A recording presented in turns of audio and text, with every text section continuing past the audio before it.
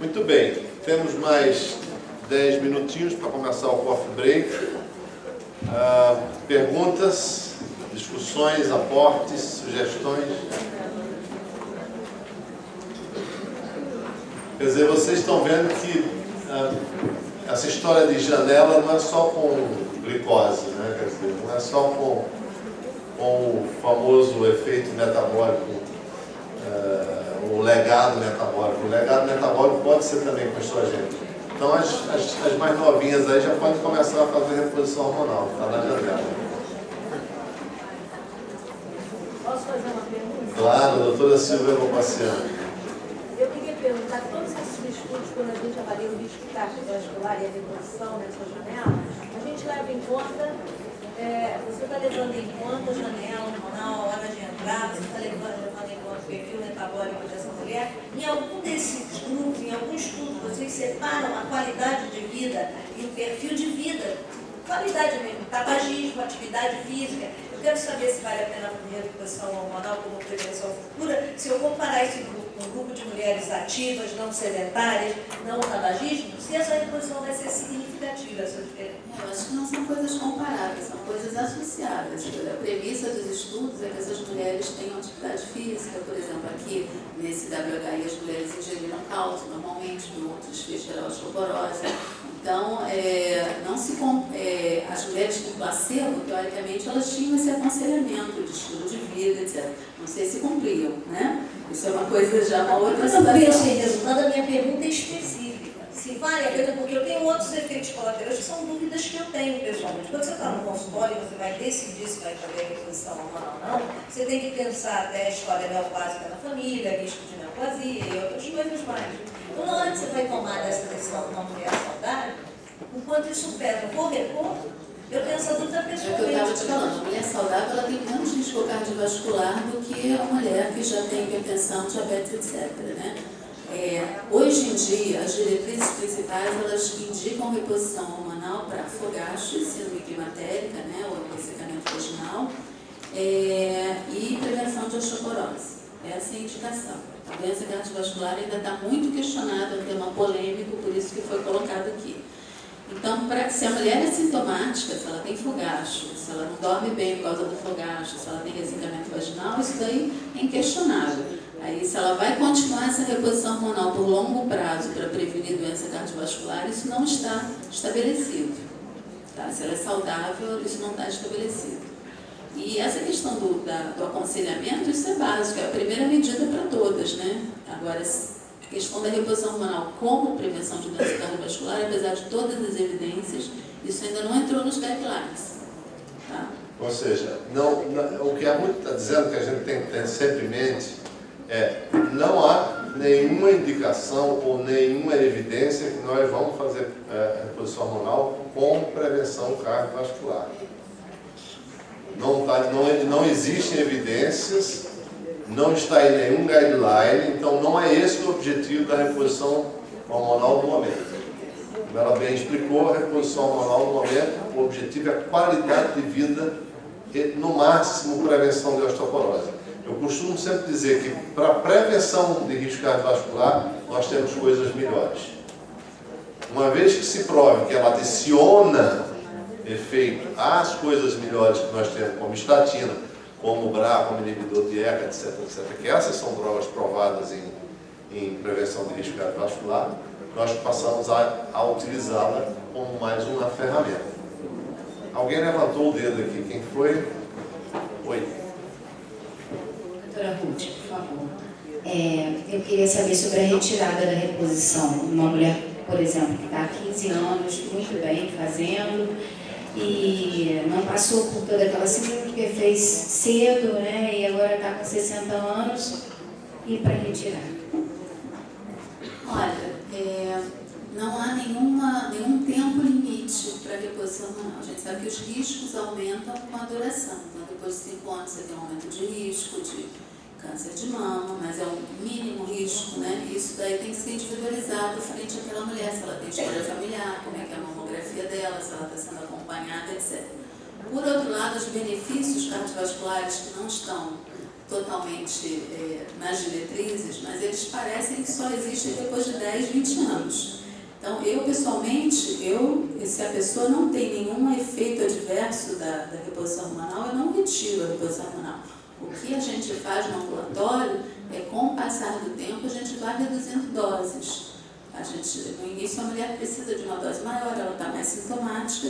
Então, com o passar do tempo, a gente vai tentando reduzir até deixá-la na menor dose eficaz, né? Mas tem pacientes usando doses mínimas com 70 anos, 75 e muito bem. Rita, você, como é que você faz? Qual o microfone? Você pararia uma mulher com já 15 anos de reposição ou você deixaria ela continuar? Depende de como ela está. Né? A gente sabe que, exatamente o que a Ruth falou, né? Se você está pegando a mulher, ela está bem, você está acompanhando a mama dela. A mama dela, a mamografia é o grande problema, né? A mamografia ela começa a ficar densa com a reposição hormonal. E especialmente quando a gente associa a progesterona, né? Que é por isso que o risco, depois de 5 anos, aumenta. Então, o que eu acho, assim, que a gente tem visto muito é a questão de dividir um pouco a responsabilidade do tratamento, né? Se depois de 5 anos usa estrogênio e progesterona, você vai falar isso para o paciente, que o risco começa a aumentar, mas que os exames estão bem e que a decisão de continuar, na verdade, assim, eu acho que essa questão de que não é mais terapia de reposição hormonal, acho que muda, né? Agora é tratamento hormonal da menopausa. Então, eu acho que o enfoque é outro, né? Acho que o paciente tem que decidir também se ela quer continuar. Né? Alguém quer opinar? Alguém quer opinar sobre isso? Pois não. A paciente esterectomizada só faz estrogênio desde os 45 anos, ela era rígida e agora ela é hipertensa, trata hipertensão e tem intolerância à glicose e usa metformina. E quando ela começou a reposição não tinha nada disso e agora, depois de 15 anos, ela tem hipertensão e intolerância à glicose, mas está muito bem com a reposição, mamografia ótima, esterectomizada. Ela faz reposição transdérmica ou via oral? Transdérmica. Querida, se ela não estivesse usando a transdérmica, ela já estava hipertensa e diabética muito antes, porque as evidências mostram que até o estrogênio transdérmico faz uma vasodilatação e retarda, melhora a sensibilidade insulínica, quer dizer, o transdérmico não tem problema nenhum. É a idade mesmo, né? O que acontece é que quanto mais velha, mais morbidades vão se associando, você tem que repensar. Quer dizer, continuar ou não a reposição hormonal, a cada consulta você tem uma nova paciente a avaliar. O que apareceu, se apareceu uma fratura, se apareceu um nódulo na mama, se apareceu um pólipo, você tem que reavaliar o teu esquema, se continua ou se não continua. Se reduz. Pergunta ali, comentário. Eu gostaria de saber aqui dos inóculos, se alguém tem experiência na reposição hormonal e menopausa com testosterona. Ruth. Olha, o que acontece, até o SUAM mostra bem isso, é que as mulheres que têm ovário, elas, durante a menopausa, elas fazem até um hiperandrogenismo relativo, né? Porque os níveis de estrogênio delas caem 16 vezes, os níveis de androgênio caem em torno de 4 vezes. Então, às vezes, até a gente vê mulheres na menopausa com alguns pelinhos, né? São aquelas que o ovário continua fabricando. E provavelmente esse hiperandrogenismo relativo, quando a mulher não trata, é que é responsável por gordura visceral, por todas as morbidades que aparecem, tipo disfunção endotelial, aumento de risco cardiovascular, etc. Então, dar testosterona nessa mulher, realmente, eu não acho aconselhável. Eventualmente, na mulher ofarectomizada, que não tem mais fonte ovariana de testosterona e com queixas de libido, né? Você pode fazer eventualmente, mas eu acho também, eu procuro não dar, só dou depois de queixas muito intensas e quando a paciente é muito rígida para aguentar a testosterona, e também não dou continuamente, não dou todos os dias, eu dou 2 vezes por semana, 3 vezes por semana, como se fosse alguma coisa recreativa para libido. Agora, manter os níveis de testosterona, manter o Viagra da mulher, para o homem tem uma testosterona para a mulher. Tá certo. Eu quero concordar em gênero, número, grau com a Ruth, dizer mais ainda. Não existe Da mesma forma que a gente disse que não existe um jantar de graça, não existe uma síndrome de hipoandrogenismo na mulher. Vocês conhecem alguma síndrome com esse nome? Existe síndrome hiperandrogênica na mulher. Síndrome de hipoandrogenismo não existe. A mania das pessoas da moda, dos médicos da moda, de fazer reposição de testosterona em mulher que não tem nenhuma razão para tomar testosterona. Testosterona aumenta a gordura visceral, testosterona diminui a gordura periférica, é isso mesmo que a Ruth está falando. Testosterona pode aumentar, testosterona está aumentando o risco cardiovascular em homem, quanto mais em mulher. Vamos discutir isso amanhã, doutor Wellington. Testosterona pode estar aumentando o risco cardiovascular em homem, quanto mais em mulher. Há uma dicotomia, gente. A mulher com gordura visceral, em geral, ela é hiperandrogênica. O androgênio ocupa o mesmo receptor de progesterona. Então, vocês podem estar fazendo mal a essas mulheres sem necessidade. Agora, essas coisas não aparecem com 3, 4, 5 meses, nem um ano de consultório. Essas coisas vão aparecer 10 anos depois, quando ela tiver um infarto agudo do miocárdio. Então, o médico se sente confortável de fazer uma testosterona para melhorar a libido da mulher, 1 mês, 2 meses, 3 meses, mas 10 anos depois ela pode ter uma consequência disso.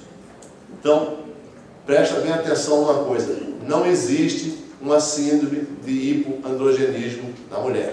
O que a Ruth está falando é, em mulheres oforectomizadas, ou eventualmente mulheres que fizeram, que têm doença de Addison, por exemplo, que não tem o componente androgênico da suprarrenal, se justifica fazer uma reposição, por exemplo, de DEA nessas mulheres. Há estudos que mostram benefícios dessas mulheres, mas os benefícios são esses que a Ruth está falando.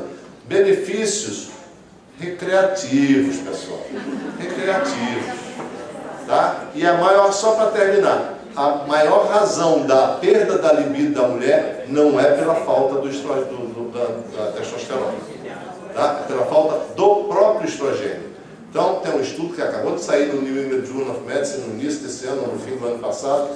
Leiam que vocês vão ver que o estrogênio, tanto quanto a testosterona, são responsáveis pelo libido da mulher. Então, repõe o estrogênio. Para que repor a testosterona?